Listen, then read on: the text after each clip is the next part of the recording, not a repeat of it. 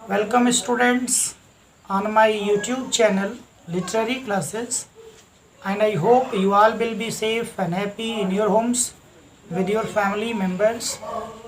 Today we are going to talk about a very important chapter of grammar from the point of view of academic classes or from the point of view of competitive exams.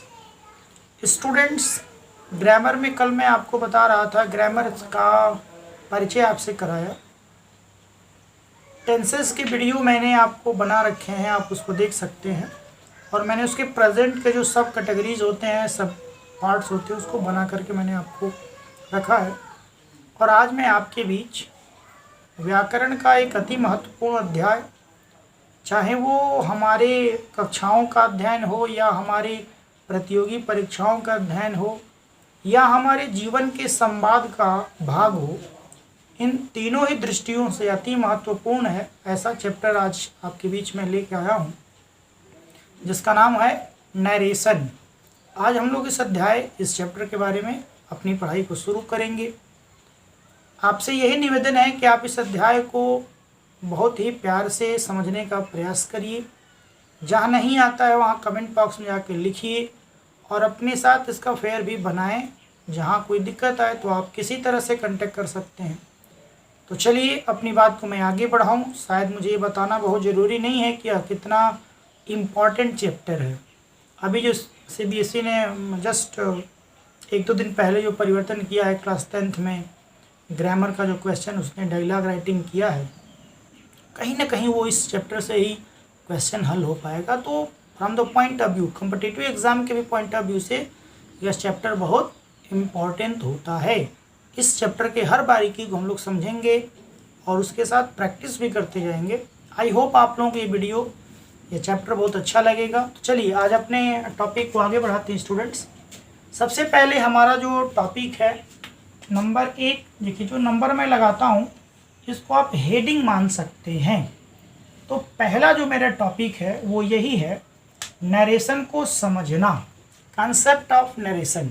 जैसे आप इसको heading अपने लगा भी सकते हैं, concept of narration. जैसे मैं लगा ही दूं कॉन्सेप्ट ऑफ नरेशन। ये हेडिंग इसलिए मैं लगा दिया कि अगर आप कहीं फेयर कॉपी बनाते हो या आपको लगे कि अभी मैं किस टॉपिक पे बोल रहा हूँ आपके बीच में शेयर करूँगा, तो यही टॉपिक है, कॉन्सेप्ट ऑफ नरेशन। यानी स्टूडेंट्स अभी हम लोग ये बात करेंगे, समझने का प्रयास करेंगे कि नरेशन है क्या। तो सबसे पहले अभी जब अध्ययन करने हम आगे बढ़े स्टूडेंट्स, तो आपको इस शब्द के निर्माण से ही मैं इसकी कहानी बताना चाहूँगा। इस वर्ड को मैं यहाँ लेता हूँ, जैसे आप खुद देख सकते हैं। ये जो नरेशन वर्ड है,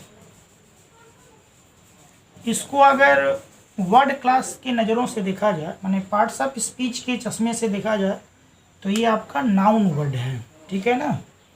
अब नाउन वर्ड है, लेकिन इसका फॉर्मेशन कहाँ से हुआ है, तो नैरेट से हुआ है।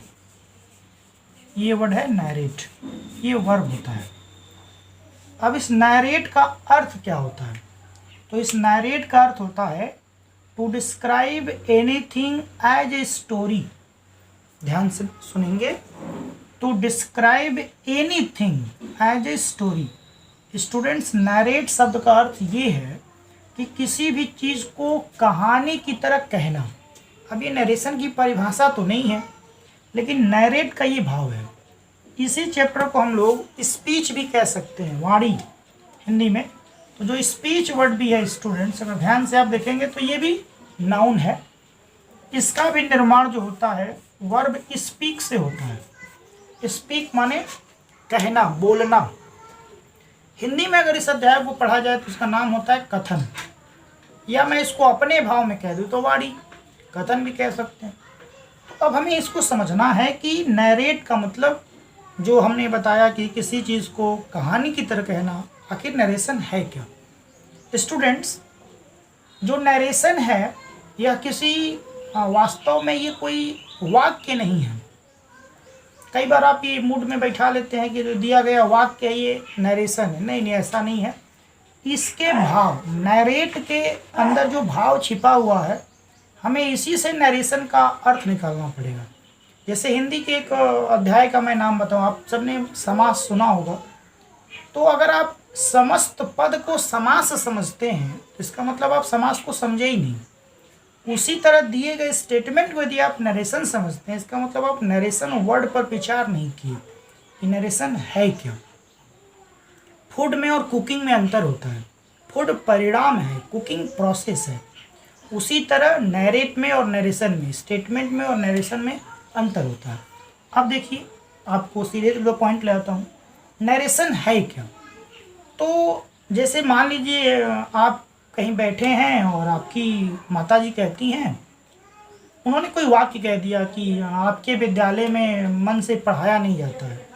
आपकी माताजी ने कहा कि अपने सर से जाके कहना, या नहीं लिखा कि आपके विद्यालय में मन से नहीं पढ़ाया जाता है, उन्होंने आपसे कहा। अब ये जो कहा उन्होंने, डिक्शनरी के पॉइंट ऑफ व्यू से बताऊं तो किसी घटना, कोई घटना अगर घटती है तो उस घटना को व्यक्त करने का जो प्रोसेस है, ध्यान देना, कोई घटना घट गई, उस घटना को जो हम कह रहे हैं, कहने का जो प्रोसेस है, act are the process of telling something that is happening और दैट हैज हैपेंड, उसको उसने कह दिया कि नरेशन है। लेकिन मैं यहाँ अपने स्तर पे उसको थोड़ा सा ईजी कर देता हूँ। अब आपकी माताजी ने कुछ कहा या किसी व्यक्ति ने कुछ कहा, किसी व्यक्ति ने कोई बात कही, आप जानते भी हैं कोई व्यक्ति अपनी बात को वाक्य के माध्यम से ही कहेगा। तो अगर किसी व्यक्ति ने, उसमें आप भी हो सकते हैं, मैंने कोई बात कहा या किसी ने कोई बात कहा, और किसी व्यक्ति के द्वारा कही गई बात को यदि कोई व्यक्ति या वो खुद व्यक्ति स्वयं जब कहे, स्वयं जब उसको लिखे या जब उसको कहे, भाषा का कोई भी रूप यूज करे, तो ये जो कार्य हो रहा है ना, ये जो प्रोसेस हो रहा है ना फिर से उसको कहने का, इसी प्रोसेस का नाम होता है नरेशन। यानी नरेशन का अर्थ आप ये समझिए कि किसी भी कही गई बात को फिर से कहना। ये वाक्य नरेशन नहीं है, ये विधि। आपने उस बात को कहा, आपके माताजी ने कहा स्कूल में जाके अपने इंग्लिश वाले सर से कहना आप मन से नहीं पढ़ाते हैं, माताजी ने वाक्य कह दिया। आप विद्यालय पहुंचे और आपने क्या किया, आपने माताजी कही गई बात को अपने सर से बता दिया, सर माताजी ने कहा आप मन से नहीं पढ़ाते। तो ये जो कहा आपने, ये वाक्य नरेशन नहीं, ये जो कार्य किया आपने, आपने अपने माताजी के द्वारा कही गई बात को जो फिर से कहा, this act, this process is known as narration.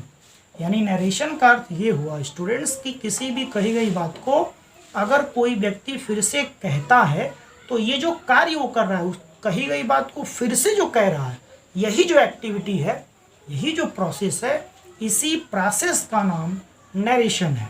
यानी नरेशन कोई स्टेटमेंट नहीं हुआ, नरेशन एक एक्शन हो गया, नरेशन एक प्रोसेस हो गया, नरेशन एक एक्ट हो गया जिसमें हम किसी के द्वारा कही गई बात को हम फिर से कहते हैं। ये व्याकरण की दृष्टि से नरेशन का डेफिनेशन हुआ। आई होप आपको ये बात समझ में आई होगी कि नरेशन क्या है। नरेशन किसी भी व्यक्ति के द्वारा कही गई बात को फिर से कहने की क्रिया, कहने की विधि है। ये अच्छी बात है, किसी व्यक्ति के द्वारा कही गई बात को फिर से कहने की विधि, प्रोसेस, उस प्रोसेस का नाम नरेशन है। स्टूडेंट्स आई होप आपको ये समझ में आया होगा। अब इन शब्दों पर आपको थोड़ा समय प्रकाश डाल दो, बिना घबराए आप समझेंगे। हम नरेशन जो वर्ड है वो नैरेट से बनाते हैं, हम इसको स्पीच भी कह सकते हैं, स्पीक से बनता है, ये भी वर्ब है, ये भी वर्ब है। अब देखिए, इसको हम कथन भी कह सकते हैं, वाणी भी कह सकते हैं। स्पीच माने वाणी। बोले ये कबीर की वाणी है, कबीरा सब जगह निर्धना धनवंता नहीं कोय, और धनवंता सोई जानिए जको राम नाम धन होय। ये कबीर की वाणी है, बोले कबीर का स्पीच है। स्पीच के कई अर्थ हैं, एक अर्थ वाणी में भी है। तो नरेशन का मतलब कथन हो गया। कथन क्या हुआ, बोला अभी मैंने जो किया ये कथन है। हाँ, अब यहाँ से मैं आपको अगले टॉपिक की तरफ ले जाऊंगा। आई होप आपको ये बात समझ में आई होगी कि नरेशन क्या है। जनरली जब हम पढ़ने जाते हैं ना तो नरेशन कितने टाइप का होता है, यहीं से पढ़ना हम शुरू करते हैं। मेरा उद्देश्य है कि आप चीज़ों को केवल रटें नहीं, उस पर थोड़ा तर्क करें, उस पर अपनी बुद्धि को चलाएं, फिर उसको हृदय में उसको एसिमिलेट करिए, रियलाइज करिए क्या ये सच में है। तो यहाँ पे हम ये समझ पाए कि नरेशन क्या है, स्पीच क्या है, किसे कहेंगे। अपनी बात को स्टूडेंट्स मैं आगे बढ़ाता हूँ और यहाँ से मैं दूसरी टॉपिक लेता हूँ। अब उसी नरेशन के इंट्रोडक्शन में ही आपको दूसरी हेडिंग में बता रहा हूँ कि अब हम लोग पढ़ने जा रहे हैं टाइप्स ऑफ नरेशन। दूसरा हम लोगों का टॉपिक हो जाएगा स्टूडेंट्स टाइप्स ऑफ नरेशन। अब मेरी बात इस टॉपिक पर होगी। देखिए 2 बार ऑफ मैं लगा दिया, ऑफ लगा हुआ है, उसको लगाने की ज़रूरत नहीं है। Types of narration. अब यहाँ देखिए स्टूडेंट्स, ये आपकी अगली टॉपिक हो गई टाइप्स ऑफ नरेशन या टाइप्स ऑफ स्पीच। नरेशन कितने प्रकार का होता है या होना चाहिए, आपको मैं सोचने की पूरी छूट दूंगा। कोई भी चीज़ कितनी प्रकार का होता है या कितनी प्रकार का होना चाहिए, स्टूडेंट्स उसका आधार होना चाहिए। किस आधार पे आप कह रहे हैं? तो अब नरेशन कितने प्रकार का होता है ये रटना नहीं है, आप खुद आपको इसको on your own basis you can understand how many types should be of narration. Narration कितने प्रकार का होना चाहिए, आप इसको अपने स्तर पर समझ सकते हैं, आपको समझना चाहिए। अभी मैंने क्या कहा कि किसी भी कही गई बात को फिर से कहना, ये जो किसी बात को जो कहते हैं हम फिर से कहते हैं, उसके लिए जो विधि अपनाते हैं उस विधि का नाम नरेशन है। अब यहाँ पे नरेशन कितने प्रकार का हो, आप खुद ही विचार कर लीजिए कि आप किसी व्यक्ति के द्वारा कही गई बात को कितने तरह से कह सकते हैं, बस उतने ही तरह के नरेशन होंगे। किसी भी व्यक्ति के द्वारा कोई कही गई बात है, आपने ही कोई बात कही है, उसको फिर से जब आप कहने जा रहे हैं तो उस कही गई बात को चाहे किसी ने भी कहा हो, उस कही गई बात को आप कितनी तरह से कह सकते हैं, बस यही डिसाइड कर देगा कि नरेशन कितनी तरह से होता है। तो आप विचार कर लेंगे। तो अभी तक जो ग्रामेरियंस हैं उन्होंने 2 ही तरह अपनाया है, अगर 2 से ज़्यादा तरह हो तो आपका स्वागत है, लेकिन मेरा भी मानना है, अभी तक मैं भी इस बात पे सहमत हूँ कि किसी द्वारा किसी कही गई बात को जब हम फिर से कहेंगे तो हमारे पास 2 ही तरीका होता है। पहला तरीका ये होता है कि हम जिस बात को फिर से कहने जा रहे हैं उस बात को जैसे मैंने सुना, जैसे मुझसे कहा गया, मैंने वैसे ही कह दिया। माता जी ने कहा आपके गुरु जी ठीक से नहीं पढ़ाते हैं, हम गए अपने गुरु के पास, हमने कहा कि माता जी ने कहा आप ठीक से नहीं पढ़ाते हैं। तो एक तो तरीका ये है कि किसी बात को हमने जैसे सुना है, हमसे जैसे कहा गया, हम जाके हूबहू एग्जैक्ट वैसे ही कह दिए, एक तो ये तरीका। दूसरा ये तरीका हो सकता है कि हम अपने विवेक का प्रयोग करके जिस व्यक्ति की बात को हम कहने जा रहे हैं, हम उस व्यक्ति की बातों के भावों को, उसके फीलिंग को अक्षुण्ण रखते हुए, शब्दों पर ध्यान देंगे, जिस व्यक्ति की बात को हम फिर से कहने जा रहे हैं उसके व्यक्ति का जो भाव है, उस व्यक्ति का जो फीलिंग है, उसको बिल्कुल एकदम अक्षुण्ण रखते हुए, बिना हिलाए डोलाए, बिना उसमें किसी प्रकार की कमी किए हुए, हम उस बात को वाक्य के जो संरचना है उसमें कुछ परिवर्तन करके उसको कह सकते हैं, भाव में परिवर्तन करके नहीं। अगर वो नाराज है तो हमें भी ऐसे शब्दों का चयन करना जिसमें वो नाराज दिखे, लेकिन जिसने जो शब्द उसने चुने हैं, जिस प्रकार का वाक्य उसने चुना है, हम उसमें थोड़ा सा उलट फेर कर सकते हैं और उसके भाव को अक्षुण्ण रखते हुए हम उसको कह दें। ये एक दूसरा तरीका हो सकता है। लेकिन यहाँ एक बात और मैं बताऊंगा कि जो आप परिवर्तन इसमें करेंगे, जो आप परिवर्तन करते हैं, वो मनमना नहीं होता है। ये नहीं है कि ओम प्रताप जब इनडायरेक्ट बनाएंगे तो इनके मन का बात चलेगा, आप बनाएंगे तो कुछ और नहीं, वो मनमना परिवर्तन नहीं होता है। वो परिवर्तन क्या हम कर सकते हैं, वाक्य की बनावट में किस तरह का परिवर्तन करेंगे, उन सभी परिवर्तनों के परिवर्तन करने की संहिता है, उसका पूरा नियम है। तो ये वो तो हम बाद में पढ़ेंगे, लेकिन यहाँ हम ये जान गए कि हमें किसी भी बात को फिर से अगर कहना हो, किसी बात को हम फिर से दोहराएंगे तो हमारे पास 2 ही तरीके हैं। या तो हम कही गई बात को, वक्ता के द्वारा कही गई बात को जो हमने सुना है उसको एकदम एग्जैक्ट, जिसको कहते हैं अंग्रेजी में हूबहू कह दें, या उसके भावों को रक्षा करते हुए वाक्य के संरचना में, शब्दों पर ध्यान देना, वाक्य के संरचना में फीलिंग को एकदम सेव करते हुए कुछ परिवर्तन करके कह दें। तो ये 2 ही तरीके हैं। इसी पे तय होता है कि जो नरेशन है वो 2 तरह का होता है। अब यहाँ पे एग्जाम्पल ले लीजिए आप। अगर यहाँ पे वक्ता जो है उसने बिल्कुल बदला नहीं, जैसा कहा गया वैसा उसने कह दिया। जैसे एग्जांपल ले लो, माई मदर सेज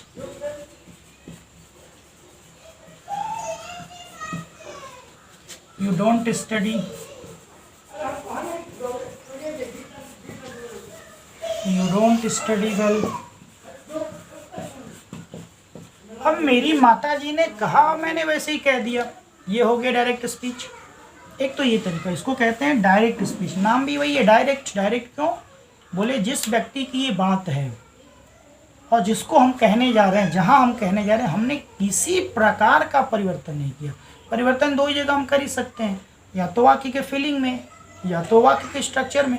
आजकल के कलयुग में लोग वाक्य के फीलिंग ही बदल देते हैं। नरेशन इसकी आज्ञा नहीं देता। नरेशन हमें चरित्रवान बनाएगा, चरित्रहीन नहीं बनाएगा। हम वाक्यों का केवल स्ट्रक्चर बदल सकते हैं, उसका भाव नहीं। अगर कोई नाराज है तो हमें उसकी नाराजगी शो करना है, या नहीं कि उससे हमने कुछ और सुना, भाव बदल दिए, कुछ और बता दिए। क्या नरेशन नहीं सिखाता, क्या कूटनीति सिखाती है? तो एक तो ये तरीका होगा। दूसरा, इसको कहते हैं इनडायरेक्ट स्पीच।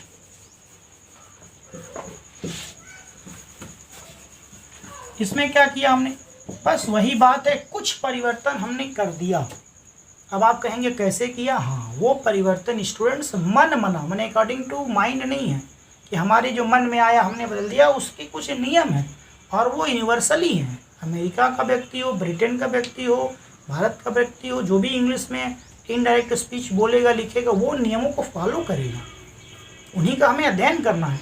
तो हमने कह दिया कि माई मदर सेज डैट। अब यहाँ से कुछ लगा दिया, I do not study well. अब आप कहेंगे सर आपने कुछ परिवर्तन किया। हाँ, परिवर्तन मैंने किया स्टूडेंट्स, लेकिन हमने स्ट्रक्चर में परिवर्तन किया है, वर्ड में परिवर्तन किया है, सेंस में परिवर्तन नहीं किया। अब ये परिवर्तन कैसे किया वो तो अध्ययन का मुद्दा है, उस पर तो हम लोग पढ़ेंगे ही। लेकिन आज हमने ये जाना कि ये नरेशन यानी जो स्पीच है वो कितने प्रकार का होगा। बोले दो ही प्रकार का होगा।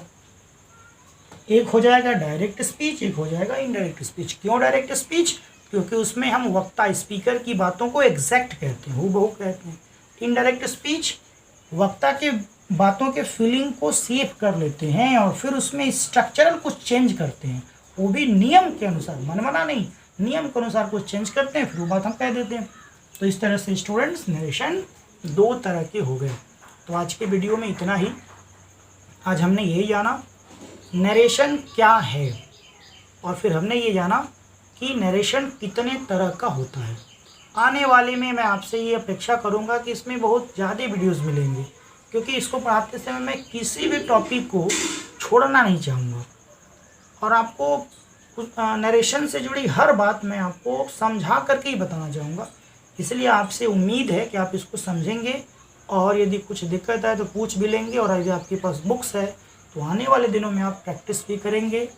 एट लास्ट मैं आपसे वही कहूँगा, इस लॉकडाउन के दौरान जहाँ भी रहिए सुरक्षित रहिए और अपने अध्ययन को जारी रखिए।